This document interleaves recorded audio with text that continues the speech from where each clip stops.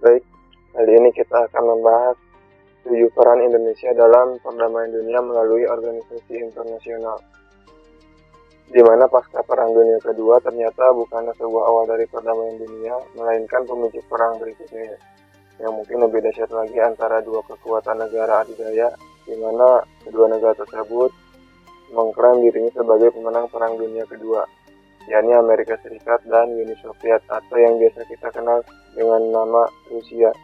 Di mana pada Perang Dunia Kedua mereka bersekutu, tetapi pasca Perang Dunia Kedua mereka mengalami Perang Dingin, di mana Amerika dengan sekutunya yang disebut dengan Blok Barat dan Uni Soviet dengan sekutunya yang dikenal dengan Blok Timur. Di mana kalau terjadi peperangan antara kedua kekuatan tersebut, tidak menutup kemungkinan akan terjadi perang nuklir yang akan berakibat buruk untuk perdamaian dunia.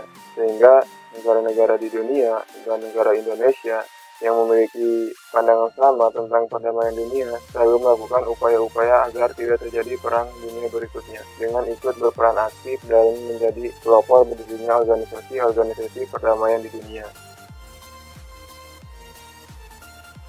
1.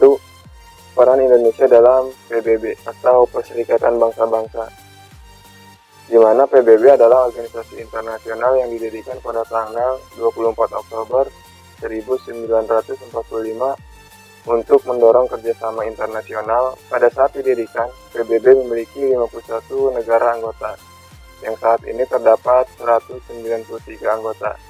Markas besar Perserikatan Bangsa-Bangsa terletak di New York, Amerika Serikat, di mana tujuan utama PBB adalah yang pertama itu adalah menjaga perdamaian dan keamanan dunia.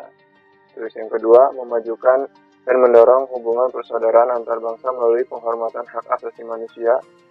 Yang ketiga itu membina kerjasama internasional dalam pembangunan bidang ekonomi, sosial, budaya, dan lingkungan. Yang keempat, menjadi pusat penyelarasan segala tindakan bersama terhadap negara yang membahayakan perdamaian dunia. Dan yang terakhir, yang kelima itu adalah menyediakan bantuan kemanusiaan apabila terjadi kelaparan, bencana alam, dan konflik bersenjata. Indonesia sendiri resmi menjadi negara anggota Perserikatan Bangsa-Bangsa ke-60 pada tanggal 28 September 1950. Pada 7 Januari 1965, Indonesia sempat memutuskan keluar dari Perserikatan Bangsa-Bangsa atau PBB, di mana langkah itu diambil setelah Malaysia menjadi anggota tidak tetap Dewan Keamanan PBB. Presiden Soekarno yang kala itu tidak studi berada satu atap dengan Malaysia sebagai anggota PBB, karena negara tersebut dianggap oleh Presiden Soekarno sebagai negara boneka Inggris. Terlebih negara jiran yang terlibat bersengketaan dengan Indonesia itu tergabung dalam Dewan Keamanan PBB. Nah, Presiden Soekarno yang menganggap pembentukan Federasi Malaysia yang sekarang dikenal sebagai Malaysia sebagai boneka Inggris merupakan kolonialisme dan imperialisme dalam bentuk baru, serta dukungan terhadap berbagai gangguan keamanan dalam negeri dan pemberontakan di Indonesia. Nah, tetapi Indonesia masuk kembali menjadi anggota PBB pada era Orde Baru, yakni pada tanggal 28 September 1966. Salah satu prestasi Indonesia di PBB adalah saat Menteri Luar Negeri Adam Malik menjabat menjadi Ketua Sidang Majelis Umum PBB untuk masa sidang tahun 1974. Dilansir dari situs resmi Kementerian Luar Negeri Indonesia, pertama kali menjadi anggota tidak tetap Dewan Keamanan PBB pada masa pemerintahan Presiden Soeharto, yakni 1974 sampai 1975 dan 1995 sampai 1996. Selanjutnya pada pemerintahan Presiden Susilo Bambang Yudhoyono pada era 2007 sampai 2010, kemudian di era Presiden Joko Widodo atau Jokowi pada 2018 sampai 2020 bersama Jerman, Afrika Selatan, Belgia, dan Republik Dominika.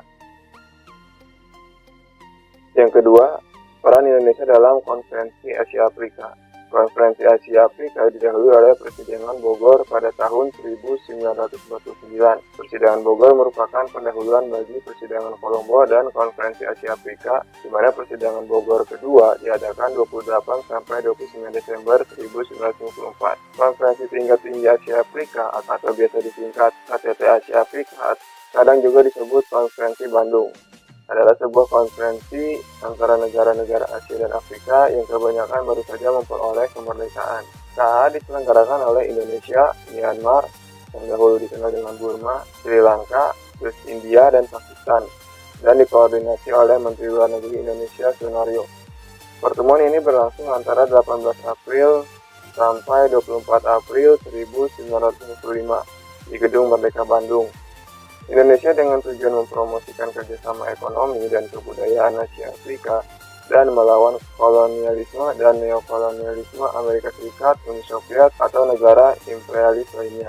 Sebanyak 29 negara yang mewakili lebih dari setengah total penduduk dunia pada saat itu mengirimkan wakilnya untuk mengikuti konferensi Asia Afrika, di mana KAA pada waktu itu melahirkan gerakan non-blok yang kala itu berusaha menahan perang dingin antara Amerika Serikat dengan Uni Soviet. Terus yang ketiga, gerakan non-blok. Nah, sebelum membahas tentang gerakan non-blok, terlebih dahulu kita ketahui dua blok yang pada saat itu terjadi perang dingin antara blok barat dan blok timur, sehingga terbentuklah gerakan non-blok ini. Di mana blok barat adalah Amerika yang membawa macam-macam ideologi liberal kapitalisme yang terbentuk di dalam pertahanan NATO atau North Atlantic Treaty Organization pada tanggal 4 April 1949 yang memiliki pengikut sebanyak 12 negara, terdiri dari Amerika Serikat, Belanda, Inggris, Islandia, Portugal, Italia, Kanada, Belgia, Denmark, Luxembourg, dan Norwegia.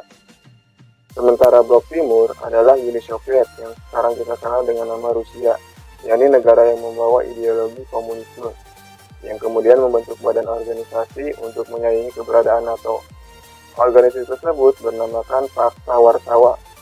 Pada tanggal 14 Mei 1955, yang memiliki pengikut awalnya hanya berjumlah 7 negara, terdiri atas Albania, Cekoslovakia, Jerman Timur, Uni Soviet, Hongaria, Polandia, Bulgaria. Nah, Uni Soviet saat itu mencurigai Amerika telah iri serta tak suka dengan gelar yang diberikan dunia bahwa Uni Soviet adalah negara pemenang Perang Dunia Kedua. Sebagai negara pemenang dalam Perang Dunia Kedua, membuat Amerika dan Uni Soviet menjadi bertikai serta saling curiga yang akhirnya melahirkan ideologi yang berbeda yang populer disebut dengan nama Blok Barat dan Blok Timur. Negara Amerika atau Blok Barat dan Uni Soviet yang sekarang menjadi Rusia atau Blok Timur adalah dua negara yang telah dinobatkan oleh semua negara di dunia sebagai negara yang kuat dan sebagai pemenang Perang Dunia Kedua. Akan tetapi sayangnya, kedua negara tersebut tidak menyukai ada dua negara di dunia yang disebut sebagai negara kuat dan negara pemenang di Perang Dunia Kedua. Dan jadi itulah dua blok yang melakukan perang dingin sehingga terbentuklah gerakan non-blok ini, di mana gerakan non-blok ini tidak berpihak kepada salah satu dari blok barat maupun blok timur. Gerakan non-blok sendiri adalah suatu organisasi internasional yang terdiri dari lebih dari 100 negara yang menganggap dirinya tidak beraliansi dengan kekuatan besar apapun. Kata non-blok sendiri diperkenalkan pertama kali oleh Perdana Menteri India dalam pidatonya tahun 1954 di Colombo, Sri Lanka. Dalam pidato itu, Nehru menjelaskan 5 pilar yang dapat digunakan sebagai pedoman untuk membentuk relasi Sino-India. 5 pengendali prinsip ini kemudian digunakan sebagai basis dari gerakan non-blok. Nah, sementara 5 prinsip tersebut yakni yang pertama, saling menghormati integritas teritorial dan kedaulatan. Yang kedua, perjanjian non-agresi. Yang ketiga, tidak mengintervensi urusan dalam negeri negara lain. Yang keempat, kesetaraan dan keuntungan bersama. Yang kelima, menjaga perdamaian. Gerakan non-blok sendiri bermula dari sebuah konferensi tingkat tinggi Asia Afrika, sebuah konferensi yang diadakan di Bandung, Indonesia pada tahun 1955. Di sana, negara-negara yang tidak berpihak pada blok tertentu mendeklarasikan keinginan mereka untuk tidak terlibat dalam konfrontasi ideologi Barat maupun Timur. Pendiri dari gerakan ini adalah 5 pemimpin dunia, yakni Josip Broz Tito, Presiden Yugoslavia, Soekarno, Presiden Indonesia, Gamal Abdul Nasser, Presiden Mesir, Pandit Jawaharlal Nehru, Perdana Menteri India, dan Kwame Nkrumah dari Ghana. Normalnya, pertemuan gerakan non-blok ini berlangsung setiap 3 tahun sekali. Negara yang pernah menjadi tuan rumah KTT gerakan non-blok diantaranya adalah Yugoslavia, Mesir, Aljazair, Sri Lanka, Kuba, India, Zimbabwe, Indonesia, Kolombia, Afrika Selatan, yang biasanya setelah mengadakan konferensi tersebut, kepala negara atau kepala pemerintahan tersebut menjadi ketua gerakan untuk masa jabatan selama 3 tahun.